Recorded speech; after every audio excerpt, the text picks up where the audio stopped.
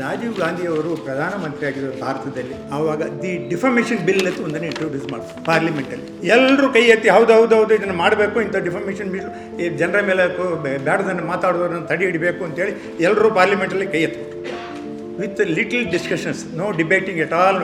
ಅದರಲ್ಲಿ ಅದು ರಾಜ್ಯಸಭೆಗೆ ಹೋಯ್ತು. ರಾಜ್ಯಸಭೆಯಲ್ಲಿ ಅದನ್ನ ಎಡ ಬಲ ಹಿಡ್ಕೊಂಡು ಕೂಗಾಡಿದ ಮೇಲೆ ರಾಜೀವ್ ಗಾಂಧಿ ಗೊತ್ತಾಯಿತು ಇದು ಡೇಂಜರು ಅಂತೇಳಿ ಮತ್ತೆ ಪುನಃ ಲೋಕಸಭೆಗೆ ಬಂದು ನಾನು ಈ ಬಿಲ್ಲನ್ನು ವಾಪಸ್ ತಗೋತೇನೆ ಅಂತ ಹೇಳಿದ್ರು. ಎಲ್ಲರೂ ಹೌದು ಅಂತೇಳಿ ಕೈ ಎತ್ತು. ಕೇಂದ್ರ ಸರ್ಕಾರದೇ ಇಂಥದ್ದೊಂದು ಪ್ರಣಯವನ್ನು ಮಾಡಿ ಅವರು ತಬ್ಬಿಬ್ಬಾಗಿ ಕಡೆಗೆ ಬಿಟ್ಟಿದ್ದಾರೆ. ಈಗ ರಾಜ್ಯ ಸರ್ಕಾರ ಇದರ ಬಗ್ಗೆ ಏನು ಗಣನೆಗೆ ತೆಗೆದುಕೊಳ್ಳಿಲ್ಲ. ಇಬ್ಬರಿಗೆ ಒಳ್ಳೆ ಕೆಲಸ ಸಿಗ್ತದೆ, ಒಂದು ಪೊಲೀಸ್ನವ್ರಿಗೆ, ಇನ್ನೊಂದು ಲಾಯರ್ಗಳಿಗೆ. ಗಂಡ ಹೆಂಡತಿ ಗಲಾಟೆಗಳಲ್ಲಿ ಬೈಯುವುದು ಮಾಡುವುದು ವಾಸ್ತವವಾಗಿ ಬಂದೇ ಬರ್ತದೆ. ಅದು ಎರಡನ್ನು ನಾವು ಕ್ರಿಮಿನಲ್ ಕೇಸ್ ಲಾಂಚ್ ಮಾಡಿ ಕೋರ್ಟಿಗೆ ಬಂದ ತಕ್ಷಣ ಜೊತೆಗೂಡೋ ಸಂದರ್ಭ ಬಹಳ ವಿರಳ. ಈ ಸೆಕ್ಷನ್ ಈಗ ತಂದಿದ್ದಾರಲ್ಲ, ಹೆಡ್ ಸ್ಪೀಚ್ ಬಗ್ಗೆ ಮಾತಾಡ್ತಿರ್ಬೇಕಾದ್ರೆ ಇದು ಈಗಾಗಲೇ ನಮ್ಮ IPCಯಲ್ಲಿದ್ದು 356 ಸೆಕ್ಷನ್ ನೋಡಿ ಅದರಲ್ಲಿ ಪೂರ್ತಿ ಕಂಪ್ಲೀಟ್ ಕವರ್ ಆಗಿದೆ, ಎಲ್ಲ ಕವರ್ ಆಗಿದೆ. ಇದು ಮತ್ತೆ ಪುನಃ ಇದನ್ನೇನು ರಿಪೀಟ್ ಮಾಡುವಂಥ ಅವಶ್ಯಕತೆ ಏನಿದೆ ಅಂತೇಳಿ ಪ್ರಶ್ನೆ. ಈಗ ಈ ಹೊಸ ಕಾನೂನನ್ನು ಶುರು ಮಾಡಿದ್ದಾರೆ, ಅದನ್ನು ಮಾಡಬೇಕು ಅಂತೇಳಿ. ನಮ್ಮ ಅಸೆಂಬ್ಲಿ 15 ದಿವಸ ಮಾತ್ರ ಕೆಲಸ ಮಾಡಿದೆ ಈ ಸತಿ. ಮಾಡಿದಾಗ ಈ ಕಾನೂನು ತರುವಾಗಲೂ ಸಹ ಸುಮಾರು ಕಾನೂನನ್ನು ಇಂಟ್ರೊಡ್ಯೂಸ್ ಮಾಡಿದ್ದಾರೆ. ಸುಮಾರು 11ನೇ ಈಗ ರಾಜ್ಯಪಾಲರು ಕ್ಲಿಯರ್ ಮಾಡಿದ್ದಾರೆ, ಇನ್ನು ಕೆಲವು ಹಾಗೆ ಉಳಿದಿದೆ. ಅದರಲ್ಲಿ ಇದು ಪ್ರಾಮುಖ್ಯದ ಒಂದು ವಿಚಾರ ಇದೆ ನೋಡಿ. ಈ ಹೇಟ್ ಸ್ಪೀಚ್ ಅಂತ ಹೇಳೋದು ಇದೆಯಲ್ಲ, ಅದನ್ನು ಯಾರು ಬಳಸ್ತಾರೆ, ಯಾಕೆ ಬಳಸ್ತಾರೆ ಅಂತೇಳೋ ವಿಚಾರ. ನಾವು ಹೊಡೆದಾಡ್ತಿರ್ಬೇಕಾದ್ರೆ ಒಂದು ಹೇಟ್ ಸ್ಪೀಚ್ ನಡೀತದೆ, ಆಯಿತು, ಪೊಲೀಸರು ಕಂಪ್ಲೇಂಟ್ ಕೊಡಿ, ಅರೆಸ್ಟ್ ಮಾಡಿ, ಜೈಲಿಗೆ ಹಾಕಿ, ಜೈಲಿಂದ ವಾಪಸ್ ಬಂದ ಮೇಲೆ ಅವನಿಗೆ ಫಸ್ಟ್ ಕೇಸಲ್ಲಿ ಅವನಿಗೆ ಶಿಕ್ಷೆ 1 ವರ್ಷ, it can be extendable by 7 years, 50,000 ರೂಪಾಯಿ ಫೈನ್. ಎಲ್ಲಾದರೂ ಮತ್ತೆ ಪುನಃ ರಿಪೀಟ್ ಮಾಡಿದ್ರೆ 3 ವರ್ಷದಿದೆ ಕನಿಷ್ಠ ಪಕ್ಷ, 10 years ಇಂಪ್ರಿಸನ್ಮೆಂಟ್, 1 ಲಕ್ಷ ದಂಡ. ಎಲ್ಲಿ ಕೇಳದ ವಿಚಾರಗಳು ನಾವು ಕೇಳ್ತಾ ಇದ್ದೇವೆ. ಈಗ ಇದು ಎಲ್ಲಿ ಮುಗೀತದೆ ಅಲ್ಟಿಮೇಟ್ಲಿ ಅಂತೇಳಿ. ಈಗ ಉದಾಹರಣೆ ಆಗಿದೆಯೇನು ಅಂತ ನಾವು ಯಾವ ರಾಜಕೀಯ ಪಕ್ಷಕ್ಕೆ ಸೇರಿದವನಲ್ಲ, ಆದರೆ ಹೇಳ್ತೇನೆ, ಇಂಟರ್ನಲ್ ಪಾಲಿಟಿಕ್ಸ್ ಇದೆಯಲ್ಲ, ಅದನ್ನು ಇದು ಕ್ರಿಯೇಟ್ ಮಾಡ್ತಾರೆ. ಅವ್ರು ಮರ್ತಿದ್ದಾರೆ. ನಾಳೆ ಅವರು ಸರ್ಕಾರ ಹೋದ ಮೇಲೆ ಇನ್ನೊಂದು ಸರ್ಕಾರ ಬಂದಾಗ ಅವರು ಇದನ್ನು ಅವ್ರ ಮೇಲೆ ಬಳಸ್ಬೋದು ಅಂತ ಹೇಳೋದನ್ನು ಮರ್ತಿದ್ದಾರೆ ಕಾಣುತ್ತದೆ. ಅಲ್ಲಲ್ಲೇ ನೋಡಿ ನೀವು ಭಾಷೆಗಳನ್ನು ಮಾತಾಡೋದು. ಪ್ರಧಾನಮಂತ್ರಿ ಮೇಲೆ ಒಬ್ಬರು ಮಾತಾಡ್ತಾರೆ, ಅವ್ರಿಗೆ ಏನು ಕೆಲಸ ಗೊತ್ತಿಲ್ಲ, ಬುದ್ಧಿವಂತನಲ್ಲ, ಏನು ಅಲ್ಲ. ಹಾಗೆ ಭಾರತದ ಪ್ರಧಾನಿ ಪಕ್ಷಗೆ ಇರ್ತದೆ 100, ಅವ್ರ ವಿಚಾರ ಬೇರೆ. ಇದು ಎಲ್ಲಿ ಮುಗಿಯೋ ಕಥೆ ಯಾವಾಗ ಇದು? ನಾನು ಹೇಳ್ತೇನೆ, ನಮ್ಮ ಜನ ನಾವು ಸುಧಾರಣೆ ಎಲ್ಲಿವರೆಗೆ ಆಗೋದಿಲ್ಲೋ ಇದು ಈ ಪರಿಮಿತಿ, ಇದು ಮಿತಿ ಮೀರಿ ಹೋಗ್ತಾ ಇರ್ತದೆ. ಅದನ್ನು ನಾವು 100% ತಡೆಗಟ್ಟಬೇಕು. ನಿಮಗೆ ಸಿಂಪಲಾಗಿ ಒಂದು ವಿಚಾರ ಹೇಳ್ತಿದ್ದೇನೆ, ಇದು ಹೊಸದೇನಲ್ಲ. ಕೆಲವು ರಾಜ್ಯಗಳಲ್ಲಿ ಇದರ ವಿಚಾರ ಬಂದಿತ್ತು ಮೊದಲು. ಆದರೆ ಈಗಾಗಲೇ ಹೇಳ್ದಂಗೆ ನಾನು ಪಕ್ಷಕ್ಕೆ ಸೇರಿದವನಲ್ಲ ಅಂತ ಹೇಳಿದ್ದೇನೆ. ರಾಜೀವ್ ಗಾಂಧಿಯವರು ಪ್ರಧಾನಮಂತ್ರಿಯಾಗಿದ್ದರು ಭಾರತದಲ್ಲಿ. ಯಾವಾಗಂದರೆ 31/10/2084 ಟಿಲ್ 2/12/2089. ಆವಾಗ ದಿ ಡಿಫಮೇಷನ್ ಬಿಲ್ ಅಂತ ಒಂದನ್ನು ಇಂಟ್ರೊಡ್ಯೂಸ್ ಮಾಡ್ತಾರೆ ಪಾರ್ಲಿಮೆಂಟಲ್ಲಿ. ಎಲ್ಲರೂ ಕೈ ಎತ್ತಿ ಹೌದು ಇದನ್ನು ಮಾಡಬೇಕು, ಇಂಥ ಡಿಫಮೇಷನ್ ಬಿಲ್ ಈ ಜನರ ಮೇಲೆ ಬೇಡದನ್ನು ಮಾತಾಡೋದನ್ನು ತಡೆ ಹಿಡಬೇಕು ಅಂತೇಳಿ ಎಲ್ಲರೂ ಪಾರ್ಲಿಮೆಂಟಲ್ಲಿ ಕೈ ಎತ್ತು with little discussions, no debating at all. ಅದರಲ್ಲಿ ಅದು ರಾಜ್ಯಸಭೆಗೆ ಹೋಯ್ತು. ರಾಜ್ಯಸಭೆಯಲ್ಲಿ ಅದನ್ನ ಎಡ ಬಲ ಹಿಡ್ಕೊಂಡು ಕೂಗಾಡಿದ ಮೇಲೆ ರಾಜೀವ್ ಗಾಂಧಿ ಗೊತ್ತಾಯಿತು ಇದು ಡೇಂಜರು ಅಂತೇಳಿ ಮತ್ತೆ ಪುನಃ ಲೋಕಸಭೆಗೆ ಬಂದು ನಾನು ಈ ಬಿಲ್ಲನ್ನು ವಾಪಸ್ ತಗೋತೇನೆ ಅಂತ ಹೇಳಿದ್ರು. ಎಲ್ಲರೂ ಹೌದು ಅಂತೇಳಿ ಕೈ ಎತ್ತು. ಇದು ದಿಟ್ ಈಸ್ ಆನ್ ರೆಕಾರ್ಡ್. ಆಗ ಈ ರೀತಿ ಇದು ನಡೆದರೆ ಮುಗಿಯುವುದಿಲ್ಲ.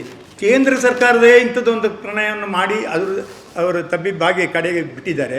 ಈಗ ರಾಜ್ಯ ಸರ್ಕಾರ ಇದರ ಬಗ್ಗೆ ಏನು ಗಣನೆಗೆ ತೆಗೆದುಕೊಳ್ಳಿಲ್ಲ. ಕಾಂಗ್ರೆಸ್ ಸರ್ಕಾರ ಇದ್ದಾಗಲೂ ಅದನ್ನು ಮಾಡಿದ್ದರು, ಪ್ರಧಾನಮಂತ್ರಿ ಆಗಿದ್ದರು, ಪಾರ್ಲಿಮೆಂಟಲ್ಲೇ ಮಾಡಿದರು ಅಂತ ಹೇಳೋದನ್ನು ಬಿಟ್ಟು ಇಲ್ಲಿ ರಾಜ್ಯಸಭೆಯಲ್ಲಿ ಈ ರೀತಿ ಮಾಡ್ಕೊಂಡು ಹೋಗ್ತಿದ್ದಾರೆ. ಈಗ ಇದು ಮುಗಿಯೋ ಕಥೆ ಎಲ್ಲಿ ಅಂತ. ಇದನ್ನು ಕೊನೆಗೊಳ್ದಿದ್ದರೆ ನಾಳೆ ನೂರಾರು ತಾಪತ್ರೆಗಳು ಬರ್ತಾಯಿರ್ತದೆ. ಈಗಾಗಲೇ ನನ್ನ ಸ್ನೇಹಿತರು ಹೇಳಿದಂಗೆ ಇಬ್ಬರಿಗೆ ಒಳ್ಳೆ ಕೆಲಸ ಸಿಗ್ತದೆ, ಒಂದು ಪೊಲೀಸ್ನವ್ರಿಗೆ, ಇನ್ನೊಂದು ಲಾಯರ್ಗಳಿಗೆ. ನನ್ನ ಮನೆಯ ಪಕ್ಕದವನು ಏನೋ ಕೂಗಾಡ್ಬಿಟ್ಟು ಏನೋ ಬ್ಯಾಡ್ದನನ್ನು ಬೈದ. ನನ್ನ ಹೆಂಡತಿ ಹೇಳಿದ್ರು, ಹೋಗಿ ನೋಡು ಅವನಿಗೆ ಬಿಡು, 4 ಬಿಡು, ಇಲ್ಲದ್ರೆ ಬೈ ಅವನಿಗೆ ಅಂತ. ನಾನು ಅವನಿಗೆ ಬದ್ದೆ. ನಾನು ಬೈಲಿಕ್ಕೆ ಹೋದೆ. ಅಷ್ಟೊತ್ತಿಗೆ ನಾನು ಯೋಚನೆ ಮಾಡಿದೆ, ಯಾಕಪ್ಪ ಬೈಯಕ್ಕೆ ಹೋಗಲಿ ಅಂತ. ನನ್ನ ಹೆಂಡತಿ ನನ್ನನ್ನೇ ಬೈಗೆ ಶುರು ಮಾಡಿಬಿಟ್ಟು, ನಿನಗೆ ಬುದ್ಧಿ ಇಲ್ಲ, ನೀನು ಹುಚ್ಚ, ನೀನು ರಾಕು, ಯಾಕೆ ಮಳೆಯಲ್ಲಿ ನೋಡು, ಅವನು ನೋಡಿ ಹೆಂಗೆಲ್ಲ ಮಾಡ್ತಾನೆ ಅಂತ. ಈಗ ನನ್ನ ಗಂಡ ಹೆಂಡತಿ ಜೊತೆಗೂ ನಮಗೊಂದು ಫೈಟಿಂಗಿಗೂ ಅವಕಾಶ ಬರ್ತದೆ. ಈಗ ನೋಡಿ, ನಾನೊಂದು ದಿವಸ 15 ಈ ಫ್ಯಾಮಿಲಿ ಮ್ಯಾಟರ್ಸ್ಗಳನ್ನು ನಮ್ಮ ಆಫೀಸಲ್ಲಿ ಡೀಲ್ ಮಾಡ್ತಾ ಇದ್ದೇನೆ. ಗಂಡ ಹೆಂಡತಿ ಗಲಾಟೆಗಳಲ್ಲಿ ಬೈಯುವುದು ಮಾಡುವುದು ವಾಸ್ತವವಾಗಿ ಬಂದೇ ಬರ್ತದೆ. ಅವು ಎರಡನ್ನು ನಾವು ಕ್ರಿಮಿನಲ್ ಕೇಸ್ ಲಾಂಚ್ ಮಾಡಿ ಕೋರ್ಟಿಗೆ ಬಂದ ತಕ್ಷಣ ಜೊತೆಗೂಡೋ ಸಂದರ್ಭ ಭಾಳ ವಿರಳ. ಅದ್ರ ಭಾಳ ವಿರಳ ಅಂದರೆ ನೀನು ಹಂಗೆ ಹೇಳ್ತೀನಿ, ನಾನು ಜೈಲಿಗೆ ಕಳಿಸಿದ್ಯಲ್ಲ, ನಿನ್ನೆ ಯಾಕೆ ಬಿಡ್ಬೇಕು ನಾನು, ಇದಕ್ಕೆ ಉತ್ತರ ಏನು ಕೊಡ್ತಾರೆ? ಅದಕ್ಕಾಗಿ ಇಂಥ ಇದೆಯಲ್ಲ, ಹೇಟ್ ಸ್ಪೀಚ್ ಅಂತ ಮತ್ತು ಹೇಟ್ ಕ್ರೈಮ್ ಅಂತ ಎರಡನ್ನು ಇಂಟ್ರೊಡ್ಯೂಸ್ ಮಾಡ್ಕೊಂಡು ಬರ್ತಾ ಇದ್ದಾರಲ್ಲ, ಇದು ರಾಜ್ಯದ ರಾಜ್ಯದಲ್ಲಿ ಸುಧಾರಣೆ ಆಗ್ತದೆ ಅಂತ ನಾವೆಲ್ಲ ಬಯಸ್ಕೊಂಡಿದ್ದೇವೆ. ಇದು ವಿರುದ್ಧ ಆಗ್ತದೆ. ಇದಕ್ಕೆ ನಾವು ರೆಪ್ರೆಸೆಂಟೇಷನ್ ರಾಜ್ಯಪಾಲರಿಗೆ ಕೊಡಬೇಕು. ಇಂಡಿವಿಜುವಲ್ ಕೊಟ್ಟರೆ ಅಂಥ ಇಫೆಕ್ಟಿವ್ ಆಗಿ ಬರೋದಿಲ್ಲ. ಸಂಘಟನೆ ಮಾಡಿಕೊಂಡು ನಾವು ಅದನ್ನು ಕೊಟ್ಟರೆ ಅದನ್ನು ಪರಿಶೀಲನೆ ಮಾಡೋಕ್ಕೊಂದು ಅವಕಾಶ ಆಗ್ತದೆ. ಮರು ವಿಚಾರಣೆಗೂ ಬಂದಾಗ ಅದರ ಹೇಳಬೇಕಾಗ್ತದೆ. ನಾನು ಸ್ವಲ್ಪ ಹಾರ್ಷ್ ಆಗ್ಬೋದು, ಆದರೆ ದಯವಿಟ್ಟು ಕ್ಷಮಿಸಿ, ಯಾರು ಅದನ್ನು ಗಣನೆ ತೆಗೆದುಕೊಳ್ಳೋದು ಬೇಡ. ಇದೇ ವಿಚಾರವನ್ನು ರಾಜ್ಯಸಭೆ ಒಂದು ಸತಿ ನನಗೆ ಅವಕಾಶ ಬಂತು. ರಾಮ್ ಜೇಠ್ಮಲಾನಿ ಹತ್ರ ನಾನು ಮಾತಾಡ್ತಿದ್ದೆ. ಅವಾಗ ನನಗೊಂದು ವಿಚಾರ ಹೇಳಿದ್ರು ಅವರು, ಕಾನೂನನ್ನು ನಾವು ತರಬೇಕಾದರೆ ಕಾನೂನನ್ನು ತಿಳುವಳಿಕೆ ಇಂಥವರು ಪಾರ್ಲಿಮೆಂಟ್ಲಿ ಇದ್ದರೆ ಅವರು ಕಾನೂನು ಬಗ್ಗೆ ಡಿಸ್ಕಸ್ ಮಾಡಿ ಅದನ್ನು ಹೇಗೆ ಮಾಡಬೇಕು, ಏನು ಮಾಡಬೇಕು ಅಂತೇಳಿ ಮಾಡ್ತಾರೆ. 28% ಲಾಯರ್ಗಳು ಕಾನೂನು ಪರಿಚಯ ಇದ್ದರು. ಈಗ ಅದು 18%ಗೆ ಇಳಿದಿದೆ. ನಾವು ಹೇಗಾದರೂ ಮಾಡಿ ಅದನ್ನು ಸುಧಾರಣೆ ಮಾಡೋದಕ್ಕೆ ಏರ್ಪಾಡು ಮಾಡಬೇಕು ಅಂತೇಳಿ ಹೇಳಿದರು. ನೀವು ಹೇಳೋದು ನಿಜ ಅಂತ. ಆದರೆ ನಾನೊಂದು ಮಾತು ಹೇಳಿದೆ, ಸ್ವಾಮಿ ನೀವು ಹೇಳೋದು ಭಾಳ ಸಂತೋಷ, ಆದರೆ ನಮ್ಮ ಒಂದು 80% ಕ್ರಿಮಿನಲ್ ಕೇಸ್ಗಳು ಪಾರ್ಲಿಮೆಂಟ್ಲಿದ್ದಾರೆ, ಏನು ಹೇಳ್ತೀರಿ ಅಂತ. ಅವರು ಕ್ಲ್ಯಾಪ್ ಮಾಡಿದ್ರು, ನೀವು ಹೇಳಿದ್ರೆ ನಿಜ ಅಂತ. ಅಂಥ ಕಾರಣಗಳಿಂದಲೂ 100 ಬರ್ತಾಯಿರ್ತವೆ. ಯಾಕಂದ್ರೆ ವಿಚಾರ ಗೊತ್ತಿಲ್ಲ ಅವರಿಗೆ, ಏನೋ ಮಾತಾಡೋದು ಗೊತ್ತಿಲ್ಲ. ಯಾರೋ ಪಕ್ಷದ ಅಧ್ಯಕ್ಷರು ಮಾತಾಡಿ ಹೇಳ್ತಿದ್ದಾರೆ, ಆ ಕಾರಣದಿಂದಾಗಿ ಅದನ್ನು ತಗೊಂಡು ಮುಂದೆ ಹೋಗೋಣ ಅಂತೇಳಿ ಸುಧಾರಣೆ ಮಾಡ್ಕೊಂಡು ಹೋಗ್ತದೆ. ಇದು ಮುಗಿಯುವುದು ಎಲ್ಲಿಗೆ?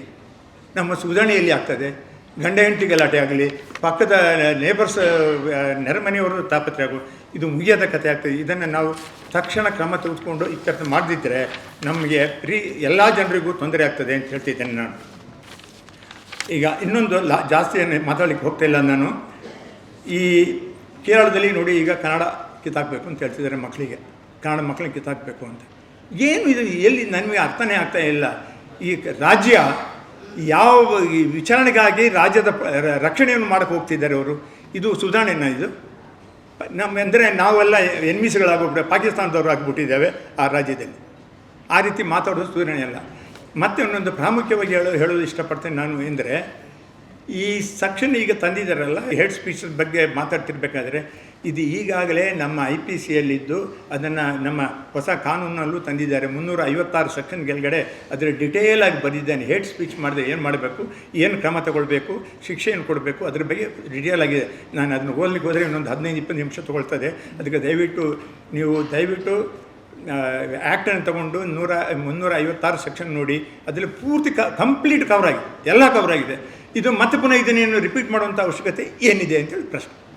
ಅದಕ್ಕಾಗಿ ನಾವೆಲ್ಲರೂ ಇದನ್ನು ತಡೆ ಹಿಡಿದಿದ್ದರೆ ಬರೀ ರಾಜ್ಯದ ಜನರಿಗಲ್ಲ, ನಮ್ಮ ಪಕ್ಕದ ರಾಜ್ಯಗಳಿಗೂ ಅದರ ಮೇಲೆ ಪರಿಣಾಮ ಆಗುವಂಥ ಸಾಧ್ಯತೆ ಇದೆ. ಅಲ್ಲಿಂದ ಕೊನೆಯದಾಗಿ ನಾನು ಹೇಳೋಕ್ಕೆ ಇಷ್ಟಪಡ್ತೇನೆ ಏನಂದರೆ, ನೋಡಿರಿ, ನಮ್ಮಲ್ಲಿ ಮನಃಶಾಂತಿ ಇರಬೇಕು. ಪ್ರಾಮುಖ್ಯ ಹೇಳ್ತಿದ್ದೇನೆ, ನಾನು ಕ್ಲೈಂಟ್ ಆಗಲಿ, ಜನ ಬರ್ತಾರೆ, ನಮ್ಮಲ್ಲಿ ಮನಃಶಾಂತಿ ಇರಬೇಕು. ಯಾವಾಗ ಮನಃಶಾಂತಿ ನಮ್ಮಲ್ಲಿ ಕಳ್ಕೊಂಡೇವು ನಾವು, ನಮ್ಮ ಜೀವಮಾನನೇ ಎದುರು ಬದ್ರು ನಮ್ಮ ಸಂಸಾರದ ಮೇಲೆ ಕ್ರಮ ತಗೊಳ್ತೀವಿ. ನಾನು ಮನೆಯಲ್ಲಿ ನಾನು ಯಜಮಾನ, ನನ್ನ ಮನೆಯಲ್ಲಿ ನನ್ನ ಸರಿಯಾಗಿ ನಡ್ಕೊಂಡು ಹೋಗದಿದ್ದರೆ ನನ್ನ ಹೆಂಡತಿ ಏನು ಮಾಡ್ತಾಳೆ? ಆಯಿತು, ಅವಳು ಏನೋ ಸುಧಾರಣೆ ಮಾಡ್ತಾಳೆ, ಏನೋ ದುರದೃಷ್ಟ ಮದುವೆಯಾಗಿದೆ ಏನಪ್ಪ ಅಂತ ಸುಧಾರಣೆ ಮಾಡ್ತಾಳೆ. ನಮ್ಮ ಮಕ್ಕಳು, ಆ ಮಕ್ಕಳನ್ನ ಬೆಳೆಸೋರು ಯಾರು? ನಾವು ಹೇಗೆ ಬೆಳೆಸ್ತೇವೆ? ಇಂಥ ವಿಚಾರಗಳನ್ನು ತಂದು ನಾವು ಅವ್ರ ಮುಂದೆ ಹೇಳಿ, ಈ ಹೇಟ್ ಸ್ಪೀಚ್ ಅಂದರೆ ಏನು, ಅದರ ಬಗ್ಗೆ ಡಿಸ್ಕಸ್ ಮಾಡಿ, ಅದನ್ನು ಆ ರೀತಿ ಹೇಳಬೇಡ, ಈ ರೀತಿ ಹೇಳಬೇಡ ಅಂತ ಹೇಳೋದು ಅವಶ್ಯಕತೆ ಇಲ್ಲ. ಅವರೇ ನಮಗೆ ಪಾಠ ಕಲಿಸುವಂಥ ಪರಿಸ್ಥಿತಿ ಈಗ ಬಂದಿದೆ. ಅದಕ್ಕೆ ಎಲ್ರಿಗೂ ನನ್ನ ಪ್ರಾರ್ಥನೆ ಏನೆಂದರೆ, ನಿಮಗೆ ಎಲ್ರಿಗೂ ಆನೆ ಕೊಡಲಿ ಅಂತ. ನಾನು ಒಂದು ಸತಿ ಸ್ಪೀಚ್ ಮಾಡುವಾಗ ಆನೆ ಕೊಡಿ, ಏನು ಸರ್ ನೀವು ಆನೆ ಕೊಡಿ ಅಂತ ಹೇಳ್ತಿರಲ್ಲ ಅಂತ. ಆನೆ ಅಂದರೆ ಆರೋಗ್ಯ, ನೆಮ್ಮದಿಯಪ್ಪ ಅಂತ. ಒಂದು ಮನಃಶಾಂತಿ, ಎರಡನೇ ಅನ್ಯೋನ್ಯತೆ ಇರಬೇಕು. ನಾವು ಅನ್ಯೋನ್ಯತೆಯೂ ಇರಬೇಕು. ಇಲ್ಲದ್ರೆ ನಾವು ಒಬ್ಬನ ಕಂಡ್ರೆ ನಮ್ಮನ್ನು ಆಗೋದಿಲ್ಲ ಅಂತ ಕೂತ್ಕೊಂಡ್ರೆ ಅವನು ಗಟ್ಟಿಮುಟ್ಟಾಗಿ ನಮ್ಮನ್ನು ಏರ್ಪಾಡು ಮಾಡ್ತಾನೆ. ಇದೆರಡನೇ ಬರೀ ಪ್ರೀಚ್ ಮಾಡೋದಲ್ಲ, ಪ್ರಾಕ್ಟೀಸು ಮಾಡಬೇಕು. ನಮ್ಮಲ್ಲಿ ದುರಾದೃಷ್ಟಿಗೆ ಏನಾಗಿದೆ ಅಂದರೆ, ಹಣದ ಮೇಲೆ ಜನ ಕೂತಿದ್ದೇವೆ. ನಾವು ಮಿಲಿಯನ್ಸ್ ಅಲ್ಲ ಬಿಲಿಯನ್ಸ್ ನಾನು ನೋಡಿದ್ದೇನೆ. ಗಂಡ ಹೆಂಡ್ತಿ ದುಡ್ಡಿದೆ, ಗಂಡ ಹೆಂಡ್ತಿ ಸರಿಯಾಗಿ ಮಾತಾಡೋಣ, ಅಪ್ಪ ಮಗ ಮಾತಾಡೋಣ. ಯಾರಿಗೆ ಯಾವ ಕರ್ಮಕ್ಕೆ ಈ ದುಡ್ಡನ್ನು ಕಲೆಕ್ಟ್ ಮಾಡ್ತಾರೆ ನಿಮಗೆ ಅರ್ಥ ಆಗ್ತಾಯಿಲ್ಲ. ಕೂತವ್ರು ಗಂಟೆಗಟ್ಟಲೆ ಮಾತಾಡಿ ಸೆಟ್ಲ್ ಮಾಡಿ ಆದಮೇಲೆ ನನಗೊಂದು ನೆಮ್ಮದಿ ಬಂತು, ಅಟ್ಲೀಸ್ಟ್ ಒಂದು ಫ್ಯಾಮಿಲಿ ಆದರೂ ಸೇವ್ ಹೋಯ್ತಲ್ಲಪ್ಪ ಅಂತ. ನಾನು ಅಂತ ಹೇಳೋದಕ್ಕಲ್ಲ, ಅದು ಎಲ್ಲ ಶಕ್ತಿ ನಿಮ್ಮ ಕೈಯಲ್ಲೂ ಇದೆ. ನೀವು ದಯವಿಟ್ಟು ಅದನ್ನು ಮುಂದುವರ್ಸ್ಕೊಂಡು ಬನ್ನಿ. ನಾನು ಅಗ್ರಿಕಲ್ಚರಲ್ ವ್ಯವಸಾಯ ವಿದ್ಯೆಯಿಂದ ಬಂದವನು. ನಾನು ಸಾಕಷ್ಟು ಜನ ಕೆಲಸಗಾರನು ಅವ್ರು ಇವ್ರನ್ನೆಲ್ಲ ನೋಡಿದ್ದೇನೆ, ಸಹಾಯ ಮಾಡಿದ್ದೇನೆ. ಮನುಷ್ಯನಿಗೆ ಎಲ್ಲಿ ಕಾಣ್ತದೆ ಅಲ್ಲಿ ಸಹಾಯ ಮಾಡೋಕ್ಕಾಗ್ತದೆ ಅಂತ. ಸರ್ಕಾರ ಆದರೆ ಒಂದು ಸಹಾಯ ಮಾಡಲಿ, ಏನು ಅಂದರೆ ಅದೃಷ್ಟ ದುರಾಶದಲ್ಲಿ ಕೆಲವು ಜನ ಶಿಕ್ಷೆಗೆ ಅಥವಾ ಯಾವುದಾದ್ರು ಕಾನೂನನ್ನು ವ್ಯತ್ಯಾಸ ಮಾಡ್ತಾರೆ. ಅವ್ರನ್ನ ರಿಫಾರ್ಮ್ ಮಾಡೋದು ಹೇಗೆ ಅಂತ ಹೇಳೋದನ್ನು ಕಲ್ತ್ಕೊಳ್ಳಿ. ಈವನ್ ಜೈಲಿಗೆ ಹೋದವ್ರನ್ನು ಈಗ ಏನಾಗ್ತದೆ ಜೈಲಲ್ಲಿ ನೀವು ನೋಡ್ತಿದ್ದೀರಿ, ಪತ್ರಿಕೆಯಲ್ಲಿ ಸಾಕಷ್ಟು ಸತಿ ಬರ್ತಾಯಿರ್ತಾರೆ. ಅದು ಒಂದು ಕ್ರಿಮಿನಲ್ ಟ್ರೈನಿಂಗ್ ಸೆಂಟರ್. ಅದನ್ನು ಸುಧಾರಣೆ ಮಾಡೋದಕ್ಕೆ ಏನು ಮಾಡಬೇಕು ಅಂತ ಅದಕ್ಕೆ ಬ್ಯಾಚು ಮೀಟಿಂಗೆಲ್ಲ ಇಟ್ಟಿದ್ದಾರೆ, ಆದರೆ ಕೆಲಸ ನಡೀತಾ ಇಲ್ಲ. ಅದಕ್ಕೆಲ್ಲ ಮಾಡಬೇಕು. ಅಂಥದ್ದನ್ನು ತರೋದು ಬಿಟ್ಟು ಇಂಥ ಹೇಟ್ ಸ್ಪೀಚನ್ನೆಲ್ಲ ಮುಂದುವರ್ಸ್ಕೊಂಡು ಬಂದರೆ ಅದು ಮುಗಿಯೋದ ಕಥೆ ಆಗ್ತದೆ. ಅದೇ ಕಾನೂನಿನಲ್ಲಿ ಈಗಾಗಲೇ ಅದು ಬ್ರಿಟಿಷ್ ಕಾಲದಿಂದ ಬಂದಾಗಲೂ ಅದರ ಬಗ್ಗೆಯೂ ಬಂದಿದೆ, ಅದು ಈಗಾಗಲೇ ಇದೆ. ಆ ಇದ್ದ ಕಾರಣದಿಂದ ಮತ್ತೆ ಪುನಃ ಇದನ್ನು ಹೊಸದಾಗಿ ಮತ್ತೆ ಪುನಃ ಹುಟ್ಟಿಸಿ ಅದನ್ನು ಜನರ ಮೇಲೆ ಪ್ರಭಾವ ಮಾಡೋದು ಸೂಕ್ತ ಅಲ್ಲ ಅಂಥೇಳಿ ನಾನು ಎರಡು ಮಾತನ್ನು ಮುಗಿಸ್ತೇನೆ. ತುಂಬ